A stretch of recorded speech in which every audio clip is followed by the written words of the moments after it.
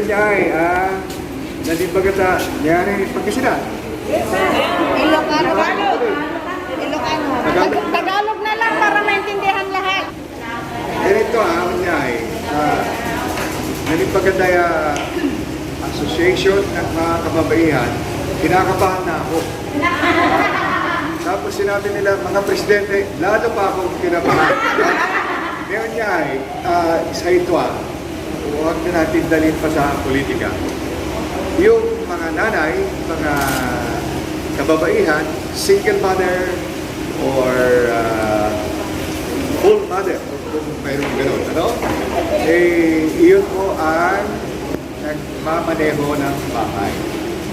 Now, kung titignan mo natin, paano ka-importante yung nanay, huwag na tayong mag-isip pa ng iba. Kung walang nanay, walang pamilya.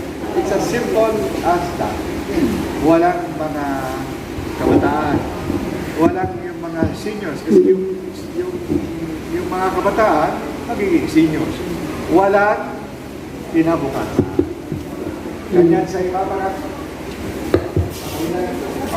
baka biglang magsalita sa iba. Hello? Oo na. Akin na, makasyanak yan. Ngayon niya, no, ang kapoy nanay, walang kababaihan, walang komunidad. Kanya diyan SWAT. SWAT. I'm sorry to say, wala yung kababaihan, walang SWAT. It's as simple as that. Palapakan mo natin yun. Kanya, yung bagay siya na I have to come here, ay sino ba yung nag-iibita? Sabi ko nga kababaihan. Sabi ko, okay agad. Nanginginig pa. Nung sinabi nilang mga presidente ito, ay lalo pa ako nanginginig. No? Kaya yung bagat sa presidente of the association, palakpakan din. Bagat si Katuno, antoy gabay iyo. Antoy itulong ko, aman so gawin ko. Ibagat naman ko, Sual natin is the richest, pinakamayaman na municipality. Hindi lang sa Pangasinan, hindi lang sa Division 1, sa buong iwag naman mundo. Buong Pilipinas. Okay? Buong mundo, yung 4 kantos yun. Okay. Ngayon niya, gabay itong ibaga, mayaman ang SWAL. Okay? Dahil mayaman ang SWAL, ang tanong dyan, paano natin mapapayaman pa ang SWAL? Paano natin mapapanatili na mayaman ang SWAL? Paano natin makita na ang kinabukasan ng SWAL ay magpapatuloy na mas mayaman pa? Paano? Asikasuhin yung mga nanay, mga kababaihan, dahil sila po ang nagmamanage ng bawat bahay. Palakpakan ko natin. In that sense, alam nyo yung politika, ano lang yung reflection ng kung ano nangyayari sa ating komunidad. Ito hindi ko sinasabi ito dahil gusto ko pagbuhat ng aking bangko. Ano? Ang SWAL ay dati, bago yung power plant, ay wala. Natutulog. Mayroon ng puerto, wala may desert fishing, wala may desert agriculture, aman lahat. It is a third-class municipality. Pero noong ako po ay naging executive secretary, no? Iba niya. Walang politika. Siguro iba yung politika niya. Nandiyan pa si Lolita? Asan siya? No. I'm sorry. The other one. Nakita ko dyan Bilya. Anak, may manong si Sir. Lorna. Kanya nyo, wala'y politika ito, kanya wala. Pero ugaw pang mula. Nag-umpisa sa akin because of the father and more important of the mother. Okay? Kanya ng anandang ko, lakad yata may pamilya. See, I look at the family, not the politics. Di ba, kung Vincente kaya akin, bilat si kami, okay? Palakpakan na natin siya. Because she's also a mother. Single mother. Sige, upo ka muna doon. Upo ka muna doon. Baka ikaw pakantahin mo. Sige na. Di, siya pamilya dyan. It's one. No? Mayamay sukanayon ko dyan. Mayamay sukabat ko. Because, then, anyway, balikan ko muna yung power plant. No? Then ako siya, so executive secretary, siyempre gagawin ko yung paganda sa aking distrito. No? Marunong ho ako dahil inalagaan ako ng nanay at tatay ko. Especially my mother. Let us give credit more to the mothers. No? May strategy ko eh. So, gusto ti training, gusto ti formation, di magkalak, rugi ko bing, abok ti usto ken abas. Okay? Because of the mother. Of course, because of the father also, but really more of the mother. Kung walang nanay, walang pamilya. Mayroong tatay, kung minsan, pero walang pamilya kasi walang nanay. Madaming nanay. Kastoy apo. Agore kayo apo. Dito'y kuswal nakita, diya tagtagin apo nga agrang ay handa nga iswal no di kat entero nga Pangasinan, first district and the whole country at that time. Idi awan apo iti elektrisidad tayo, kakasi tayo. Awan ti kayat nga ag-invest dito'y, awan ti kayat nga dati baro nga electric plant. Panggit kayo, meron kayong kita, dapat may porsyento ako percentage of the barangay. Pangaskasan. So nga mayaman ti mga pangaskasan. At dapat ako iti porsyento ti SWAT. That's why mayaman ang SWAT. Okay? At dapat ako ti porsyento ti probinsya ti Pangasinan. Dahil dyan inaramid ko nga framework nga lintag. Sige, umay katoy, mababawin na dyan investment mo after 35 years. Hindi ko sinasabing matanda na ako, but batang-bata at that time. Siya ti Executive Secretary. Maabutan tayo ako na ito'y malpas ag subli na ito'y ako planta iti gobyerno. Ngayon, dahil na planta ako ag subli iti gobyerno, mayroon nang pakialam ang SWAT. Nakita yung iti awan iti asset. Walang pagkaari ang SWAT. Now, SWAT has a very big asset. Ngayon na apay, because of the framework nga inaramid tayo. Okay? Palakpakan ka po nito. Amin ako nga pag-India dito'y Pilipinas, nainggit sila sa akin, nainggit sila sa SWAL. Sabi nila, oy, Secretary Ormos, gawin nyo din naman yung ginawa nyo sa SWAL dun sa amin. Tinulong-tulungan tayo amin isulat. First time, yung barangay has to have a share. The town must have a share. The province must have a share. Dahil ito'y sugkapo na tata, dahil ito'y gobyerno tayo, ito'y SWAL, at dati kwartada po tapos suportaran dahil sa akin, kung pwede. Una, yung mga nanay, yung mga kababaihan. Palakpakan nyo ako na ito. Because the first infrastructure, the first investment, dapat na mapanti, tatao.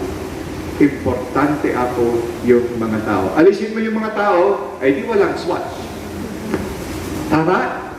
Yes. Kastoy ako. So nga ni, adyaket nga isirrect di politika, but we have to have good managers of the town. Ano mangikabil tayo po ito'y, biglang tagaswal na siya, biglang eto kasli, ay kitaan tayo basit ako, dahil nga leadership of almost like a mother. Dahil yung gobyerno is like a mother.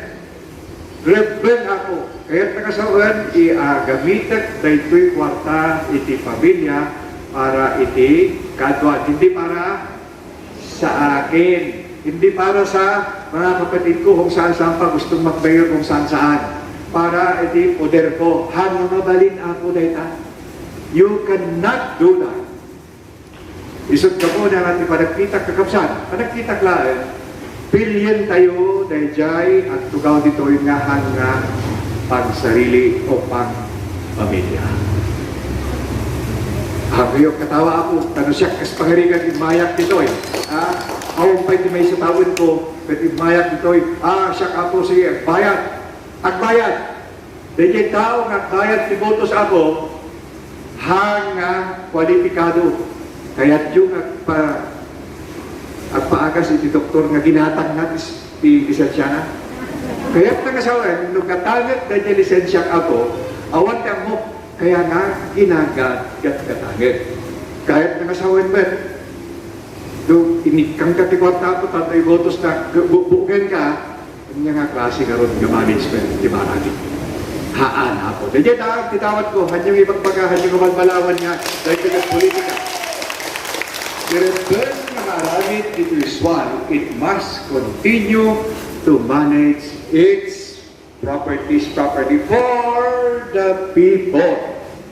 No siya for the people, I must be for the mothers and the women of that community. Tanda na nyo kakapsat. Ha? So, ano siya? Allah, nakita, ay, nagmayaman gayang na visual. Umayaman dito, ita, hindi na. Gabitat, ito yung mayaman visual for me. Saan ako? At kurakot, hanap po. So nga, no by that, pagkarigan lang, ako'y magpagka nararamitan na ng abuyo, nararamitan na rin saan. Allah, sige, bayad ka na bayad. Helicopter na bayad, bayad ka na bayad. Abuyo ka na nabinin nyo, abuyo ka na nabinin nyo, alain nyo na ito na. Ito tayo, tublen nyo ba? Pero, dahil tangang kwarta ako, dahil tangang kwarta, nagkapo aming kanyayo. Isip-sumpi na lang. Ngayon, ibotos yung isula, dahil bayad kanyayo. Ibotos yun? Kaya yung nga dahil iswag yung barangay ni Bolina? Dahil lang, sunod-sunod tayo ako. Kaya nag-helicopter na, amoy yung ibayad ni helicopter? Amoy ako? No! Siya hindi nag-helicopter ako, kupa ni Cory. Kupa ni gobyerno. Hindi ko kaya yung helicopter. Amoy yun na apay, tiabayan, renta, 300,000 pesos per hour. Apay nga gasto sa helicopter, agrikos-rikos ang tabayadan kitang tao, tell me. Buyo, 24 hours, umay na dito yung turista dito, International Airport. Yung kabel ko lang nga naganyan, Alaminos Airport. Kaya nyo din yan naganyan, ha? Ngayon, tagpay-paiso ako, nga mabinipisyuan, will be swal. Nadakdakan the area, it is swal. Kapausan. Number 2, aguri kayo, amoy rin yung Hong Kong? Okay, the Hong Kong Apo, yes. This one will become very much like Hong Kong Apo. Ngayon, dahil ka na Hong Kong, aguri kayo. Kapag palakpak kayo, napintasin, mas magnagyan, mas napipintas tayo. Ibagayo amin. Dahil ka na Hong Kong, alam nyo kung sinong may-ari? And SWAT, it will be owned in joint partnership by SWAT. Palakpakan niya ako. Basta, mayaman kayo, dati power plant yung kabin ko. Okay? Hako yung kabin. May kabin because of my framework. At dagduman sa airport, yayaman pa kayo. Yayaman pa kayo dahil may karoon ng international port. Okay. Deep port, yes. Ngayon, at dapat, at danto ti Suan Bugalyon Villasis Expressway. Sino ang mayari? Again, it is Suan. Isot ka po na ni kakamsat. Dawat ko kanyayo. Nagpaypayso ka, inan kayo. Ako, iti pamilyayo. Da kayo ti inang man iti Suan. Please. Please lang. No malagip yun, ikapit lang, mabalik lang sublihan ng Congressman na po. Hindi ko na narinig. Okay. Sublihan. Baka maalala niyo pa, ilagay niyo na oo na. Ha? Yan, importante ako. Siya ka. Wala sila lahat dito. Yung mga nagkakandidato ng mayor, vice mayor, konsehal, ikabil niyo isuda. Because I need good partners dito'y kanyayo. So, awan sa ito'y ako awan. Uwan ako. Kailangan ng local government ng nanay ng suwal. Okay? Dahil ako titawad ko.